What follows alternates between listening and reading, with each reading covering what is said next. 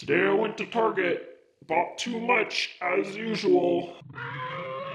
How to shop like a minimalist? Well, it seems that the simplest answer would be don't. No matter how oxymoronic it may sound, there are times when even the most extreme minimalist has to buy something. And so when the time comes, even minimalists still need to shop for things. Buying things and making purchases that truly contribute some value to your life isn't something that you need to beat yourself up over, as long as you practice mindful shopping and intentional buying. Today, I'm going to share with you my top 15 tips that are going to help you shop like a minimalist and be more intentional with your buying and with your spending. What's up, fam, and welcome to my channel. My name is Marissa and I am a former hoarder turned minimalist. So when I think about shopping and bringing things into my home, I think of it as a 3-phase process. There's the pre-buy phase, there's the buying phase, and there's the post-buying phase. There's 5 steps in each phase that are going to help you spend more mindfully, buy intentionally, and shop like a minimalist. I just realized I forgot my coffee, so I have to go get it. But by the way, if you are in need of some great minimalist gift ideas, I'm not gonna have time to make a YouTube video about it, but I do have some really good blog posts. I have one about non-toy gifts for kids, and I have another that's specifically for minimalists. So I'm gonna link them down in the description below. Check them out if you need minimalist gift ideas that aren't going to clutter up your home for the holidays. The first minimalist shopping phase is what I like to call the pre-buy phase. These are the steps before you're ready to start buying that you can already be thinking about that's going to keep you in that minimalist mindset when you are intentionally buying. First of all, it helps to maintain a list. And I like to keep a list on my phone of things as they come up in my mind. I might be out and about and I might see something that sparks an idea, or maybe I'm walking around my home and I notice that there's something missing, something needs to be brought in to fulfill a need. And so what I do is I like to keep a list on my phone right there so that I always have it with me and I can be thinking about it. And sometimes I add things to the list. Sometimes I come to realize I don't really need those things and then I can delete them off the list. So it's very much a work in progress and something that I update continuously throughout the days or the weeks or the months of the year. The second tip within the pre-buy phase is to check your impulses. Is this a want or is it a need? So for example, if we look at my list that I just shared on my phone, a Franco Albini lobster ottoman is not necessarily a need, it's a want. It's just something that I've always wanted. I love thrift shopping and I always thought, oh, I would really love to be able to find those. So when I look at these vastly different things, I can tell one is a want, one is a need, and I'm definitely going to prioritize the needs over the wants. The next tip within the pre-buy phase is to think about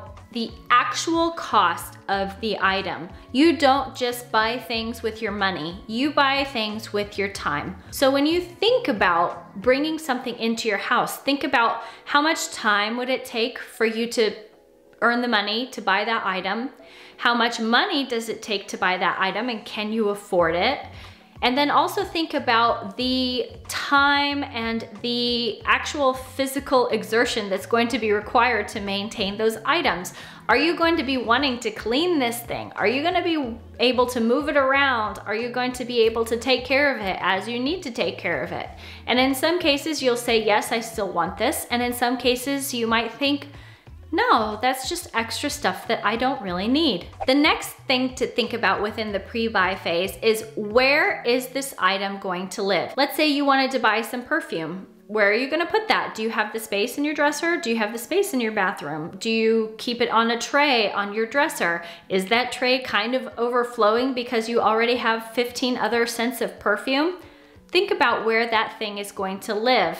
And if you actually want to carve out a space for that in your house. And the final tip for the pre-buy phase is to shop your own home. Is there anything that you currently own that could fulfill a purpose without you having to go outside and buy something else? Those are the tips for the pre-buy phase. Now we're going to enter the buying phase. First of all, don't ever go into debt to buy something. Even if you want, say, a new TV, you don't necessarily need the biggest, newest TV on the market. There's plenty of local deals that you can get secondhand TVs for a great price. If you want a newer TV, you could just buy a smaller one that's still in your price range. If you have to go into debt to buy that thing, you probably don't need that thing. My second tip in the buying phase is to do your research. You're in the buying phase, you're actively looking at products that you want to purchase, and you need to dig in and research those items and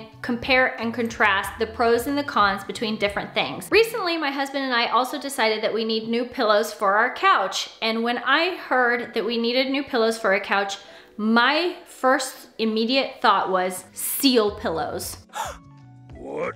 They're so freaking cute. I could just die looking at them.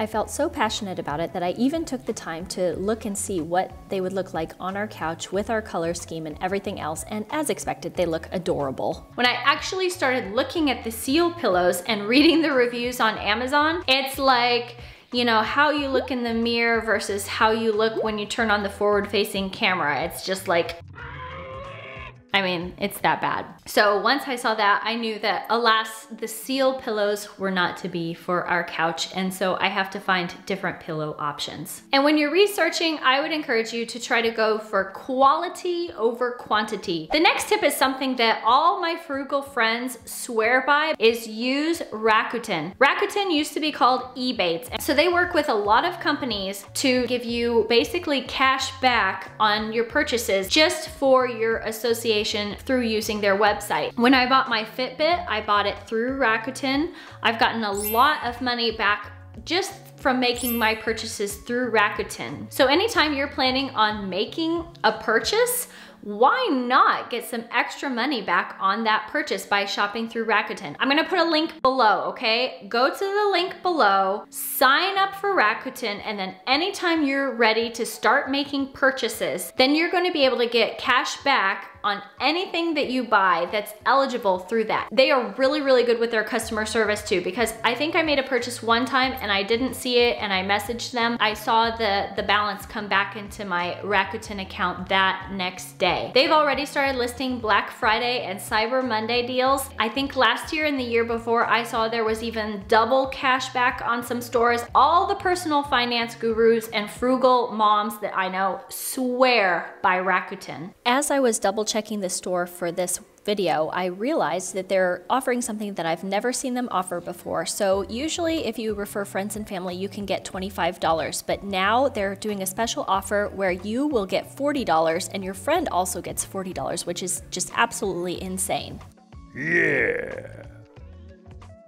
And the last two tips for the buying phase, they kind of go together and complement each other. Definitely look for deals, but also make sure you get what you want. I consider myself a very frugal person. Being a frugal minimalist is just part of who I am, and I love to look for deals. I love to haggle. I love to research, and I love to find stuff for a great price. But also, I don't believe in exchanging a better deal for something that I don't necessarily want. Because in the end, what's the point if you can't have things that truly bring you happiness and value? If you don't care and you just want to save money, that's fine too.